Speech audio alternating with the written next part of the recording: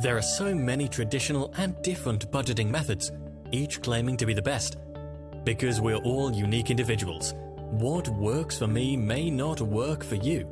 So, I've created the ultimate guide to the best budgeting methods out there to help you find one that will work for you. I have picked the 7 that are the most common sense and easy to follow. The 50-30-20 budgeting method. This method is a simple plan in which you break down your expenses into 3 categories: needs, savings, and wants. Essentially, giving you guidelines on what percentage of your after-tax money should go to these main expense areas. With this method, you should be spending 50% to your needs. These are things that you have to pay no matter what, things like housing, food, minimum debt payment, insurance, and utilities. 20% to your savings. These are the funds you'll allocate towards your financial goals to increase your savings and investments. 30% to your wants. It can be anything such as drinks with friends, concert tickets, subscriptions, shopping, and fine dining, etc. This method is a great, simple way to make sure you are not overspending money in one category. Especially savings to be 20% is an achievable goal that will help to accomplish your financial goals. The envelope budgeting method. The envelope budgeting method is a straightforward way to pay bills and save money. First, you figure out the major expense categories you need cash for, such as groceries, gas, dining out, entertainment, fun, rent, etc. Take several envelopes and write an expense category on each one. Then set a monthly spending cap for those categories and put the equivalent amount of cash in each. Subtract this money from your income and put each expense into its own envelope. Label each envelope with its total cost and name, and when you receive each paycheck, set an appropriate cash amount for each envelope. For example, imagine your entertainment spending is $150 per month.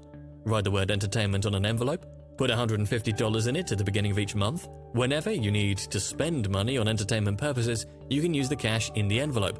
When your money is gone, you can't spend anymore. It's that simple, and it forces you to get creative when you're running low. It's not very pleasant to keep cash with you every time, but that stops you from overspending and forces you to pay cash. Paying with cash can be an excellent motivation to spend less, but it also means you'll miss out on the rewards and security that credit cards offer. Pay yourself first budgeting method. This method is an effective option to ensure that you save money. That's because you put funds away at the beginning of the month. Every time you receive a paycheck, before you have a chance to spend it on anything, you will first transfer a portion of it to your savings. That can mean a savings account, an investment account, or a retirement account. Setting up an automatic transfer will be ideal for this. After you transfer the money to your savings account, use the rest of your income for all your expenses. One of the most famous personal finance quotes by Warren Buffett is, "Do not save what is left after spending, but spend what is left after saving." It's pretty obvious to justify not saving by telling yourself you'll get to it when you have extra money. But you never seem to have any cash balance left over at the end of each month. The pay yourself first method can help you fix that. By paying yourself first, you make your savings your top priority. Zero-based budgeting method. This method is absolutely what it sounds like.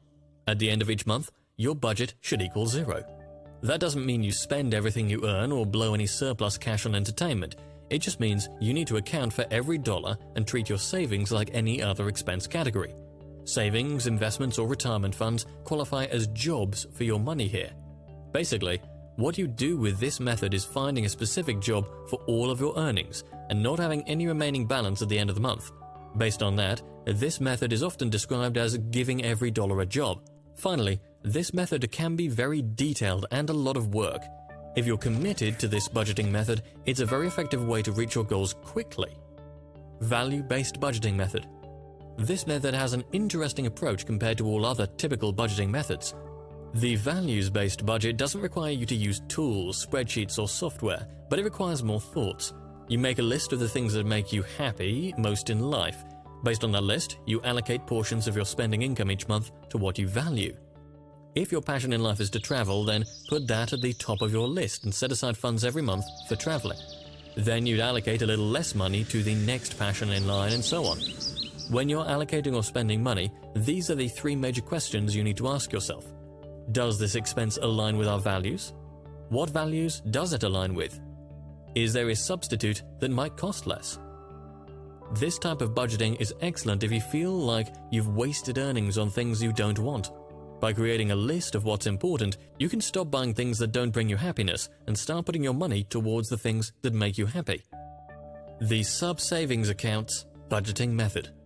Firstly, open multiple savings accounts and give each one a name based on specific goals like trip to New Zealand or new house. Secondly, you should decide on when you want to complete each goal and how much you need for it. For example, if you need $2,000 for the trip to New Zealand, divide $2,000 by how many months left until the date you plan. Then, set up an automatic payment to the appropriate bank account to pay each month automatically. This method mainly depends on how disciplined you are. If you think you can manage your spending across the board, this method could be the best one for you. Budgeting on a low-income method. This is a method to choose if your income is irregular. You should make a priority-based spending plan. Shelter, utilities, basic food, transportation comes first. After your paycheck covers these top priorities, the leftover portion of your income breaks down into a daily spending allocation. Imagine after your basics are covered, you have $400 left. $400 over 30 days in a month equals $13.33 a day to spend. As you can see, that is simple and straightforward. If you spend $53.32 for food one day, you know that's 4 days worth of spending. You can't buy anything else until almost 3 days later. Looking at your budget this way can be depressing and disappointing, and I feel you.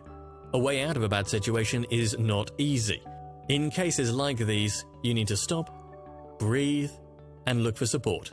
And also, don't ever give up on yourself. There are so many different budgeting methods out there. You need to see which one is the best one for you. Once you pick a plan, you need to give it at least a 3-month trial period.